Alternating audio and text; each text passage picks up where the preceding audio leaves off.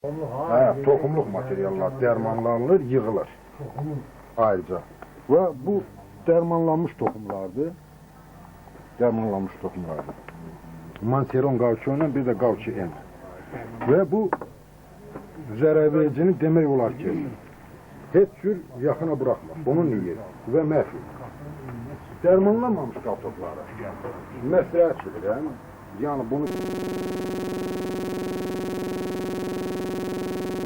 diyeceğim, özümüz özümüzə nəticə. Əsasən çalışın ki, birinci altdan kartofu yığıb sahədən gətirəndə, birinci ambarı tam dezinfeksiya edirsiniz. Orada nə qədər zibil qalmaları var, onu çıxardarsınız.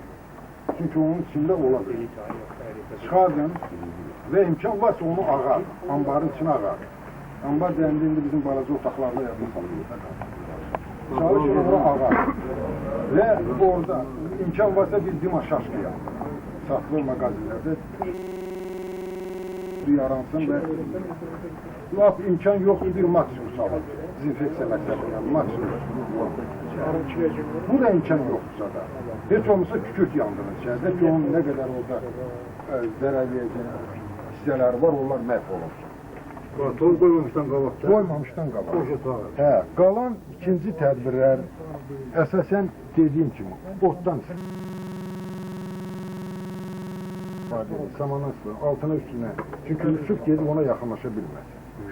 Bu cür tədbirlər nəzərdə tutulur. Kimyavi tədbirlə dedim ki, qavçı en bir də manseron qoğaçonun 1.2%, bir də 0.8% materiallarına istifadə edilir. Toxumluq materialı dərmanlamaq olar. Əsasən əkəndə baxın. Çünki bizə Rusiyadan materiallar çox gəlir, karton materialları. Bunun mütləq gələndə onun gözlüklərinə baxın. Orada ilkin anda hırda qaraltılar əmələ gələcək. O qaraltılar olmaz. Əsas məsələ bundan ibarət. Gözlüklərdə başlayır. O qaraltılar olmuyorsa o sağlam qalır. Ona əhmək olur. Əsas məqsəddir. Ve burada kepeneği de var. Məsləhət bilərdim, baxarsınız. Göster hamsına, göster bakalım. Hava zarar verici çok büyük. İnan belə ziyan vuracaq, zarar verici olur. Kepenekler gözlüyor.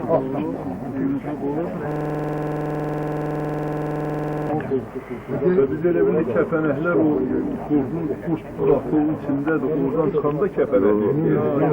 O deşikdəkilər kəpənək gəlir ora qoyur. O deşiklər məhsul qoyur. Onun ziyanı yox belə mi məhsul qoyur? Yine bir məhsul qoyur. Ve həmçinin suları da qızartdaq rəng olur. Ve əlavə məlumatları sizde verilen materyalların içinde bizim bükületimiz var. O bükületten Onları gösteren hamıya gösteriyorlar.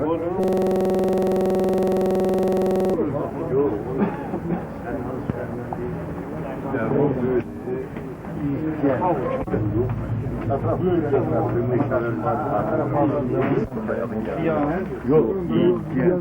Şimdi adını sattım. Ne bu dakika sattım? İlken. İlken. Ya da onlar. Qara üzüm satıyor. Elinde de vurursan zəhər. Paladini soyuducular ve onun satışında onlar artık onlara məlumdur, nazirliyə məlumdur ki, vətəndaşlar məhsulunu aparıb satar. Problem satmaqdadır. Ya yavaş zaman işləyirlər. Az müddətdə yəqin ki, az müddətdə bu problem də həll olunacaq. Çünki Respublikanın bir tərəfində kartof məhsulu boldur, o biri tərəfində yoxdur. Orada da aparıb vermək, satmaq, onu realizasiya etmək çətindir. Qabaq kim zakaz kontorda Yəqin ki, dövlətimiz az bir müddətdə hər şeylə Respublika vətəndaşlarını məsələn kömək elədiyi kimi bu məsələnin də aradan qaldırılmasına müəyyən yol axtarır və ona nail olacaqdır, ona köməklik edəcək.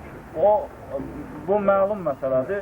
məhsulu hardasa aparıb realizə eləmək. Əsas prosesini O əsas budur ki, hazır məhsulu nə tərəf aparır. Gel Gəncədən ol. Birinin o söylədiyin şeylər hamısını yazmış. O şikayətləri, güzarları nədir, problemləri nədir? Məhsul istehsal edib üzr etsinlər. Bax bu məsələyi qoymaq lazımdır ki, ölkənin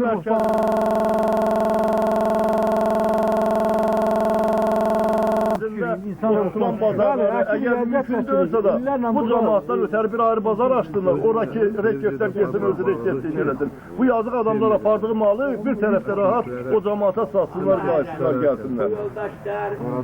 Söz her kahveye bak kahveye durama satın alan yok. Bu yakından deputat seçilecek. Onu bizim seçtiğimiz deputat halledilemezdi. İcra hakimi gelmişti burada.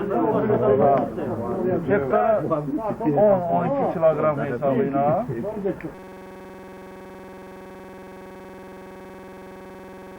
Onu torpağa verilir. Və müəyyən qədər o torpaqda ikən onun kökünü məhv edir. Sonra o vegetasiya dövründə az olur da. Yox, eləsə kürənə